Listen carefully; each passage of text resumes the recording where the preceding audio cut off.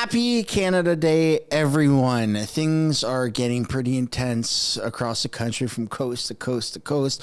Justin Trudeau skipped out on being in Ottawa, but that didn't stop hundreds of thousands of people taking to the streets in Ottawa to celebrate Canada Day and to express their detest for Justin Trudeau. Welcome back to the channel. Welcome back to another video, everybody. Before we get into it, I do want to encourage you all to smash the like button and subscribe if you haven't yet already. It does really help grow the channel. And I just want to say a massive F you to YouTube. They demonetized my Pride Parade getting canceled video from yesterday, which is weird because I didn't show any nudity. Everything was already blurred.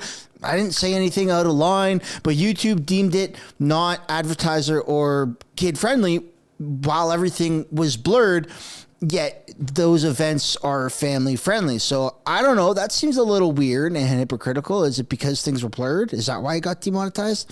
I don't know, but still, that sucks. And if I didn't say it already, which I know I did, I'll say it again. F you, YouTube. Without further ado, let's get into this video here. So you've got the polls recently updated. In case you haven't seen it yet, Conservatives are sitting at 218 seats, a bottom line of 184 and a top end of 237. Liberals have gone down.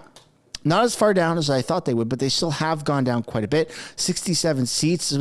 It's really not looking good for them.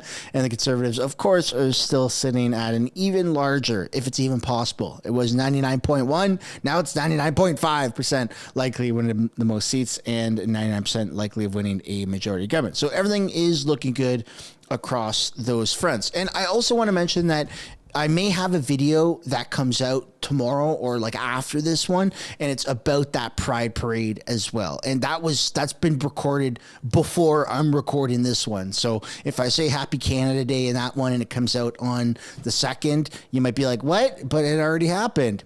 That just so there's no confusion, which anyways, you guys will figure it out.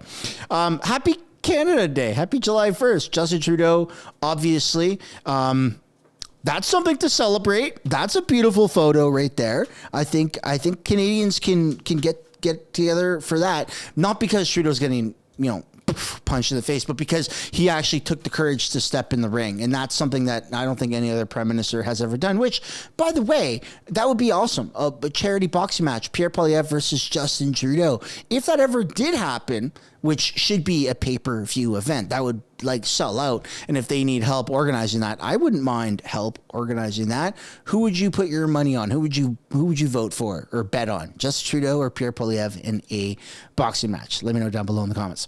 All right, Trudeau here just posted this photo on X. The body of an unknown soldier was returned home to Newfoundland and Labrador from a World War I battlefield in France this year. Canada's freedom was never guaranteed. So many brave people have fought and died for the country we celebrate today. Today in St. John's, we honored them. And that is not really getting the type of support that Justin Trudeau thought it would when you have photos like this. Slava Ukraini, which obviously is the I did not see that coming guy. I hope you're not honoring another Nazi this time. Right. So no matter what Justin Trudeau does, it's never looked at in the way it's either meant to be delivered or in a positive light. Like, Justin Trudeau will always and forever be heavily criticized in a super negative way. And that's kind of what happens when you gaslight 40 million Canadians, when you infringe on people's rights, when you tell them that everything is okay and it's not, and when you absolutely destroy a country's economy. So yeah, now let's take a look at Justin Trudeau's appearance on the East Coast here. While it is Canada Day across the country, the province of Newfoundland and Labrador is celebrating its Memorial Day.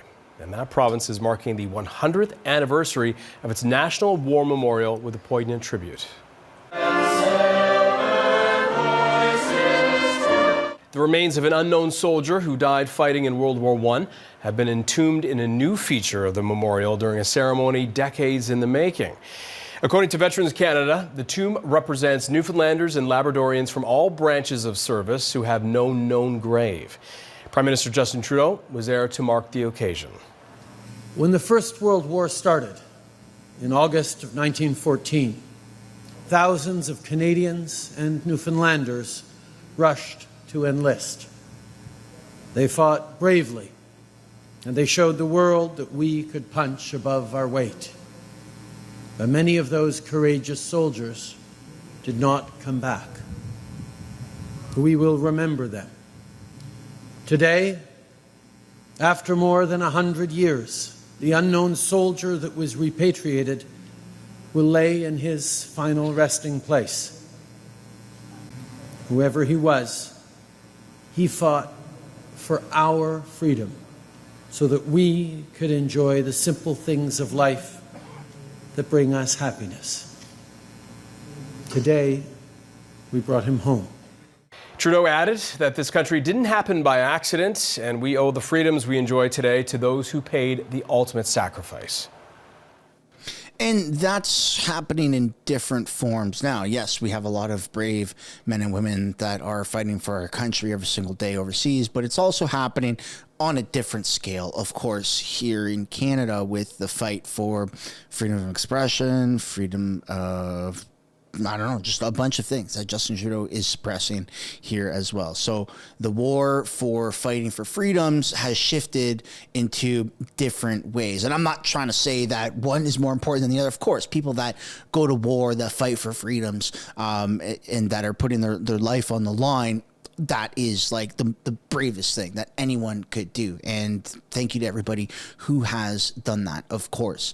I just don't want to ignore like what James Topp did 1 year ago, where he marched across Canada, right? And that just got buried by the mainstream media. And that was a super amazing thing. He is a hero, right? So now let's take a look at some footage that's happening across Canada, right? And you have Maxime Bernier is out in Ottawa meeting with a bunch of people and talking with a bunch of people here. Maxime Bernier recently made an appearance on the East Coast where he approached immigrant individuals that they're here on a visa and said that we don't need you. We have younger Canadians or just Canadians in general that could take your jobs at Tim Hortons, which is a controversial statement, I suppose, but it seemed to be well received by a lot of people. So I think a lot of people are now not as afraid to speak their mind for what they feel in terms of what they feel with immigration. Let me know what you guys think down below in the comments about that immigration statement. Next up, we have Karima, who says, "Make Canada Great Again" hat at Parliament Hill festivities, which obviously is a massive W. We have Justin Trudeau, who did an interview here on CBC on the East Coast today. Let's take a look at this. So this is a day here for commemoration. It is going to be a time for celebration because everyone's going to move into Canada DMO very shortly. It's also a time for contemplation. I want to ask you, this is your 9th Canada Day as Prime Minister. How does that feel, 9? It feels like I'm continuing to celebrate Canada, not just on Canada Days, but every day. This is an extraordinary country, not because we're perfect, but because we are working to every day get better. And in challenging times around the world, being able to come together, celebrate Canada Day, reflect on where we're going, and commit ourselves every day to making this country even better is a big thing. I'm wondering, in terms of personal contemplation, if there's any discussion or a thought for you of a 10th Canada Day as Prime Minister, because as I have you, I would be remiss if I didn't ask about what has happened in the last week since the by-election in Toronto, St. Paul's, and caucus members and former cabinet colleagues. They say it's time for a new leader. Listen, there's always going to be lots of reflection after a tough loss, but there's also so much to do, and I am committed to doing the work of building a better Canada every single day. So I look forward to next year's Canada Day, and I look forward to many more Canada Days. This is the kind of work that we have to remember really, really matters. There are tough days and there are better days, but Canadians are strong and resilient, and that's why we keep moving forward. We haven't yet. Yeah, I don't think a lot of people are buying that. I think the cat is out of the bag. I think that we've seen the shark bleed, and that Justin Trudeau is in just absolute full panic mode. I don't think that there's any coming back from this. He not only has he lost confidence, he's lost a lot of support from mainstream media, from supporters in general, including the liberal stronghold, the epicenter, the mecca of liberalism, so to speak. But also he's turned this country into something that's not really recognizable, right? Our economy is absolutely horrible. What he's done with immigration, what he's done with housing, how he approaches every single topic, doesn't give answers. But another thing too is he turned Canada into a police state. Everywhere you go, every event, there is an overwhelming amount of police. And I get it. Look, I was in the military, and I understand from the security standpoint needing to secure the area and make it so that people are safe. That's why we have airports. That's why we have any form of security, right? So that people are safe, and the security's job isn't to enjoy the event. It's to look after and scan people and either profile people or not profile, whatever. Everyone has different approaches, I suppose. It is 2024 after all. But above and beyond that, I mean, for crying out loud, there are photos of people on the East Coast where there's snipers on rooftops. Like, is that really necessary? Do you need to attend events where there are snipers? Like, that's insane. That's absolutely. Is there a need? Has there ever? And I understand that, just because there's never been a need for the snipers to do anything doesn't necessarily mean that there isn't a need for them to be there to protect in case there is something that needs to be done. But is it necessary? Like, is that where Canada is, where the government feels the need that they need to bring in as many police officers as there are protesters or event attendees and snipers? Like, what's next? Tanks? Right? Like helicopters just patrolling the areas, drones? Like, where does it end? Like, is Canada really that dangerous? Is that have anything to do with the policies that Justin Trudeau's put in place? Like, what are they afraid of? I don't get it. I don't like it. And I don't personally see a need for it. I think that the government has overreacted, especially when it comes to people waving Canadian flags, which is probably why today of all days there's snipers on rooftops and there's an overwhelming security presence because, well, this is a bit of an older video from a couple of years ago.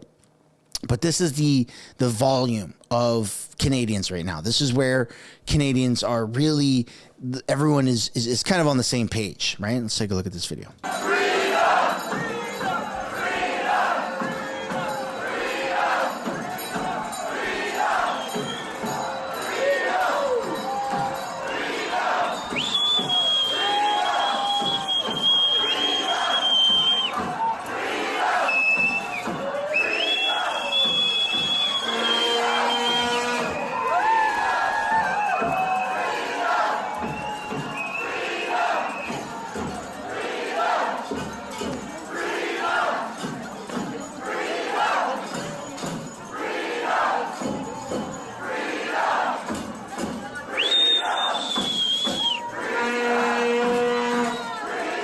Amazing. So that, like I said, is from a couple of years ago, I believe in Calgary.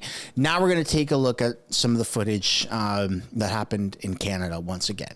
But first, we're going to take a look at this photo here of the Right Honorable Justin Trudeau, Prime Minister of Canada, according to the Royal Canadian Legion, which is not something that people would like to call him. No one refers to Justin Trudeau as the Right Honorable. And you have a top comment here that says, so no Canadian flag pin for the leader of Canada, which again is a very good attention to detail. Like, he's not wearing a Canadian flag, but he wears he wears these pins in the House of Commons and during other events, but not a Canadian flag on Canada Day. Kind of weird from the leader of our country. In fact, I'm going to go ahead and say that he's probably the only leader of any country in the world that wouldn't wear a pin on their Independence Day or their blah, blah, blah day, right? Like, Canada Day should be all about the Canadian flag in Canada, right?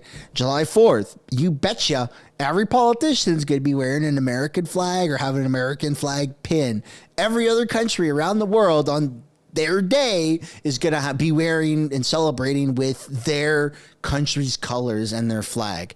But no, not here in Canada. I just don't understand it. But now let's get away from Justin Trudeau a little bit and focus on some stuff that's happening in Toronto. So this is Harrison Faulkner, who works with True North. Canadians have gathered at Queen's Park on Canada Day to protest mass immigration. Here we go. And yeah, without further ado, I'm going to bring on, so we are Take Back Canada. Most of you are probably familiar with us and our website, takebackcanada.info. Okay, so it starts small, but as you're going to see from the footage, it turns into a wee bit of a bigger protest here. Canadians protest against Justin Trudeau and mass immigration in downtown Toronto. Trudeau must go! Trudeau must go! Trudeau must go! Trudeau must go. And I love it. I love how you have the F Trudeau flag that is flying in conjunction with the Canadian flag. I mean, they're paired quite perfectly together. Free, free Canada is also another chant that people are saying. We do not consent to your rules. End corporate mass immigration. As you can see, the numbers are very much picking up. Let's go! Trudeau must go! Trudeau must go! Free, free Canada! Free, free Canada! Free, free Canada! Free, free Canada! Free, free Canada! There you go. And I really like that because for the longest time you've heard free, free Palestine. So it's nice to hear free, free Canada. We've got some more footage here, though. Folks, don't get your panties in a twist. Protest against mass immigration on Canada Day reaches City Hall in Toronto. Take back Canada! Take back Canada! No matter how you steal and lie! No matter how you steal and lie! Take back Canada! Take back Canada! Take back Canada! Take back Canada! Take back Canada! Take back Canada! Awesome. I think today, out of all days, we're going to see the most amount of Canadian flags that we have in a while, especially when we shift things from Toronto to Ottawa. You have Karima Saad from X, who is boots on the ground here. Discourse on immigration tends to be poisoned by accusations, assumptions, and or actual manifestations of racism. Let's take a look at this video.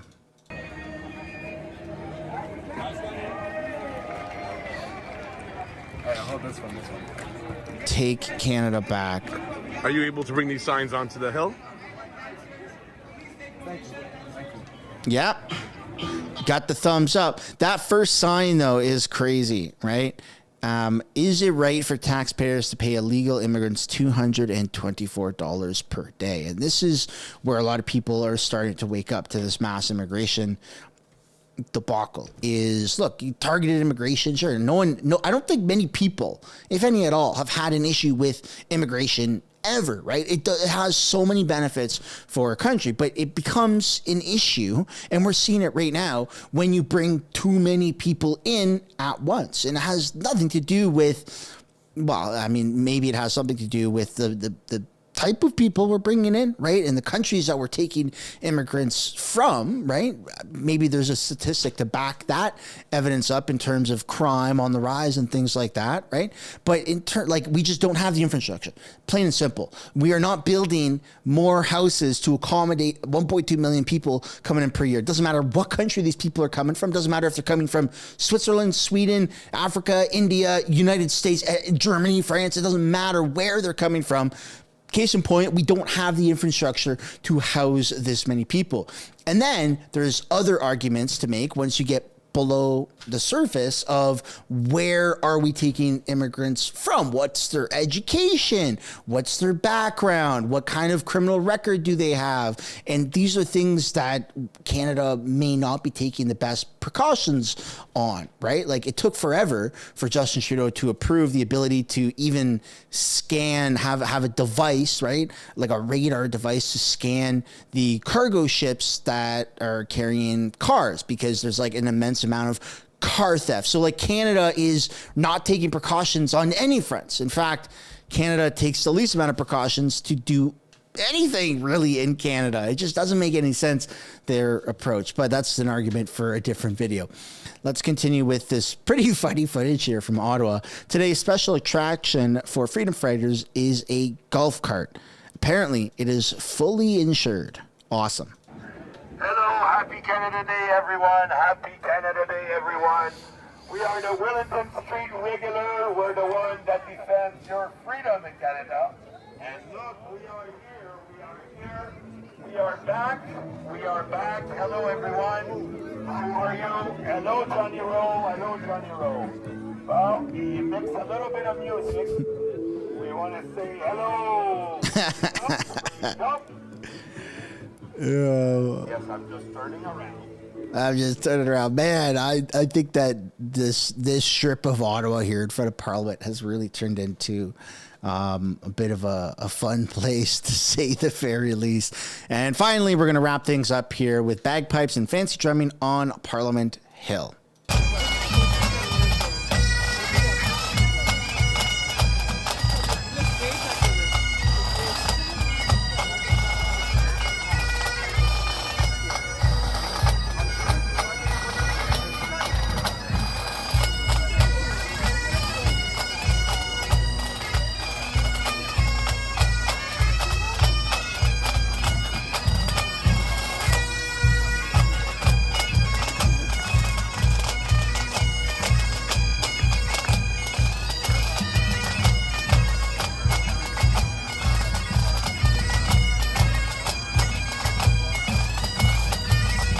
Super cool. Super cool. It looks like a very fun time to be out celebrating Canada Day. Very awesome. Enjoy the rest of your Canada Day. Enjoy the rest of your day. Enjoy the extended long weekend, everybody. Stay safe out there. Go wave a Canadian flag if you would like. Show your support for Canada Day. Everyone seems to be doing it and enjoying themselves, so I'd highly recommend that as well. Stay safe, everyone. On your way out, I'd like to encourage you guys one last time to smash like button, subscribe if you haven't yet already, and we'll see you in the next one. Bye for now.